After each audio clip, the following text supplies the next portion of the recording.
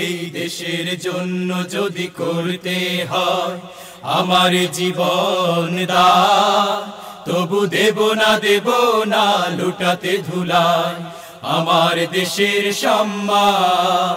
তবু দেব না লুটাতে ধুলায় আমার দেশের সম্মান। রক্তের বিনিময়ে করেছি স্বাধীন আমার বাংলা। আউযুবিল্লাহি মিনাশ শাইতানির রাজিম। বিসমিল্লাহির রহমানির রহিম। নাসরুম মিনাল্লাহি ওয়া ফাতহুন করিব ওয়া বাশশিরিল মুমিনিন ফাল্লাহু খায়রুল হাফিজিন। সাদাকাল্লাহুল আযীম। আজকে আমাদের অত্যন্ত আনন্দের এবং এটা অত্যন্ত গর্বেরও ব্যাপার এবং অত্যন্ত ভালো লাগার ব্যাপার যে আমাদের ঢাকা মহানগরী দক্ষিণের খুব কাছের, আমরা বলা যায় আমরা প্রতিবেশী হিসাবে ঢাকা রিপোর্টার্স ইউনিটি খুবই কাছের, বলা যায় প্রতিদিনই আমাদের যাওয়া আসার পথে আপনাদের সাথে দেখা হয়, কথা হয়। সেরকম একটি গুরুত্বপূর্ণ জাতীয় প্রতিষ্ঠানই বলতে হবে। সেই প্রতিষ্ঠানে নির্বাচন অনুষ্ঠিত হয়েছে।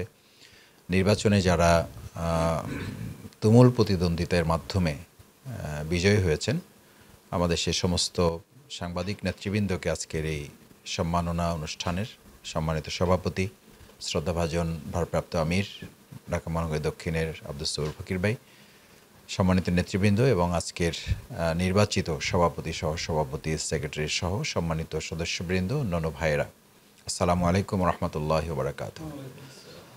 প্রথমেই আপনাদেরকে আন্তরিক অভিনন্দন, কৃতজ্ঞতা এবং ধন্যবাদ জানাচ্ছি যে আপনারা অসম্ভব লড়াই করে, পরিশ্রম করে এবং ভোটারদের মন জয় করেই সততা এবং নিষ্ঠার মাধ্যমে, স্বচ্ছ ভোটের মাধ্যমে বাংলাদেশে যেখানে বিগত 15 বছরে বলা যায় যে ভোটের এই পরিবেশ থেকে আমরা সবগুলো একদম পেশাজীবী অঙ্গনগুলো বলা যায় কলুষিত করা ফেলা হয়েছিল এবং একটা আতঙ্কের জায়গা ছিল যে আদৌ ভোট হবে, আমার ভোট আসলে দেওয়া যাবে কিনা, দিলেও সেটা যথাযথ জায়গায় যাবে কিনা, ফাইনালি ভোট গণনার মাধ্যমে সেটার বিজয় আসলে যথাযথ বিজয়টা নিশ্চিত হবে কিনা, সেরকম একটা জায়গা থেকে আল্লাহ তাআলা আমাদেরকে মুক্ত করে একটা সুন্দর পরিবেশে নির্বাচন হয়েছে এবং সেখানে আপনারা বিজয়ী হয়েছেন। এই জন্য আবারও আপনাদের প্রতি কৃতজ্ঞতা এবং আল্লাহ তাআলার কাছে আপনাদের জন্য দোয়া করি আল্লাহ যেন অর্পিত এই দায়িত্ব পালন করার তৌফিক আপনাদেরকে দান করেন। আরও ভালো লাগতো আমাদের নুরুল ইসলাম বুলবুল ভাই আপনাদের সবাইকে সালাম জানিয়েছেন। আপনারা সবাই জানেন যে সাংবাদিকতার এই জগৎ বুলবুল ভাইয়ের খুবই পছন্দের একটা জগৎ এবং আমি তার কাছে সহকারী প্রচার সম্পাদক হিসেবে কাজ করার সুযোগ পেয়েছি লম্বা সময়। এইরকম জায়গায় মানে উনি ঘন্টার পর ঘন্টা বসে ইলেকশনগুলোতে বিভিন্ন জায়গায় ফোন করা, কথা বলা, মেকানিজম করা, এগুলো ওনার মানে হ্যাবিচুয়াল ব্যাপার আর কি, এবং উনি এনজয় করে এটাকে।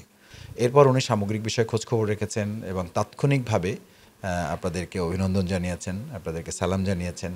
তো দ্বিতীয় কথা হচ্ছে আমি আপনাদের অনুরোধ করতে চাই যে ভোটে যারা নির্বাচিত হন, বিশেষ করে স্বচ্ছভাবে যারা হন, আপনারা সেভাবে হয়েছেন, তারা আসলে শুধু জনগণ বা শুধু ভোটার কর্তৃক নির্বাচিত এটা মনে না করে প্রথমত মনে করতে হবে যে আল্লাহ তাআলা আপনাকে বাছাই করেছেন। এটা না হলে আসলে মানুষ মানুষের মধ্যে ভালোবাসা তৈরি করে, এটা আল্লাহ তাআলার দান।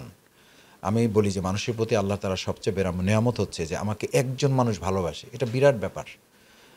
যে যুগে সন্তান পিতাকে হত্যা করে, যে যুগে পিতা সন্তানকে হত্যা করে, যে যুগে মা সন্তানকে হত্যা করে, সন্তান মাকে হত্যা করে, স্ত্রী স্বামীকে, স্বামী স্ত্রীকে হত্যা করে, সেই যুগে একটা মানুষ আমাকে ভালোবাসে, এর চেয়ে পৃথিবীতে আমার কাছে বড় আর কোনো প্রাপ্তি নাই।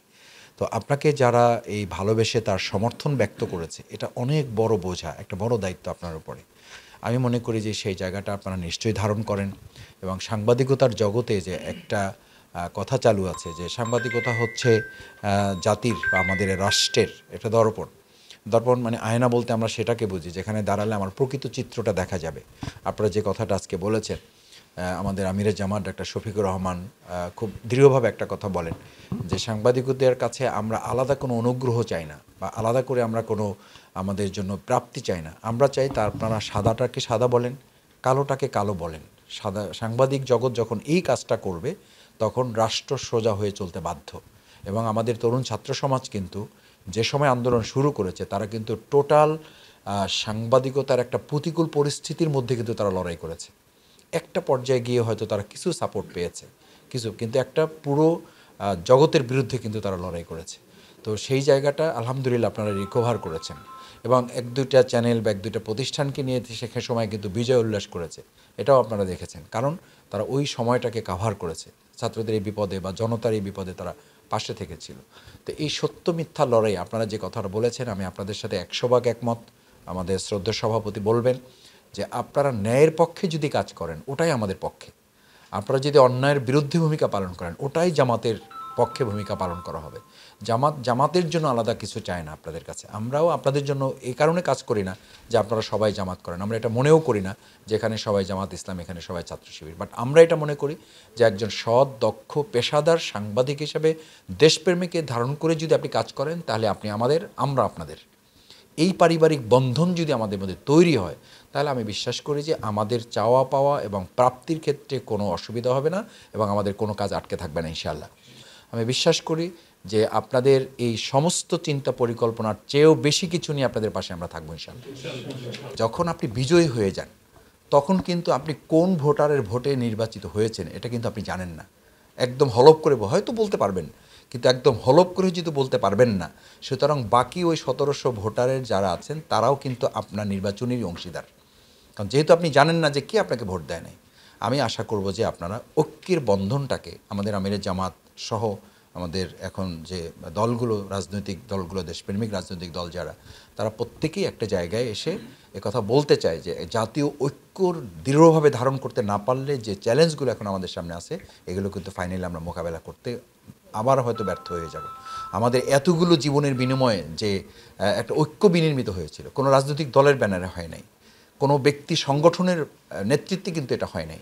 সুতরাং এই জায়গাটাকে আপনারা যদি ধারণ করতে পারেন, আপনাদের রিপোর্টার্স ইউনিটিতেও কিছু কষ্ট থাকে, কিছু বেদনা থাকে, আবার কিছু অভিজ্ঞতা তিক্ত থাকে। এই সমস্ত কিছু বিজয়ী হয়ে যাওয়ার পরে এগুলো ভুলে যেতে পারাটা হচ্ছে আপনার জন্য উদারতা। ওই ব্যক্তিরা সংকীর্ণতার মধ্যে থাকতে পারে, সংকীর্ণ আছে বলেই তো তার জায়গায় সে আছে। একটা কুয়ার ব্যাঙ আর একটা হলো ক্ষেতের ব্যাঙ। কুয়ার ব্যাঙ এবং ক্ষেতের মধ্যে সবসময় পার্থক্য আছে, সে তার মতো করে কল্পনা করে। আর ক্ষেতের উন্মুক্ত ব্যাঙগুলো কিন্তু তার মতো করে কল্পনা করে, সে গোটা জগৎটাকে তার মনে করে। আর কুয়ার ব্যাঙটা মনে করে এটাই হচ্ছে তার জগৎ। আমি আশা করি যে আপনারা উন্মুক্ত একটা জগতের উদার মানুষ হিসাবে উদার নেতৃত্বের জায়গা তৈরি করতে পারলে ওই প্রতিপক্ষ বা ওই যে ব্যক্তিদেরকে আপনারা মনে করেন তারাও আপনাদের বন্ধুতে পরিণত হতে বাধ্য হবে, এবং সেই চ্যালেঞ্জটাও আপনারা নিতে পারলে আমি আশা করি যে আমাদের উদ্দেশ্য সফল হবে। সেই প্রত্যাশা ব্যক্ত করে আপনারা কষ্ট করে এসেছেন, সবাইকে নিয়েই আমরা খুব কম সময়ের মধ্যে আশা করি আমরা বসে তাদেরকেও আমরা কংগ্রেচুলেট করব ইনশাআল্লাহ। সেই প্রত্যাশা ব্যক্ত করে আমি আমার কথা শেষ করছি।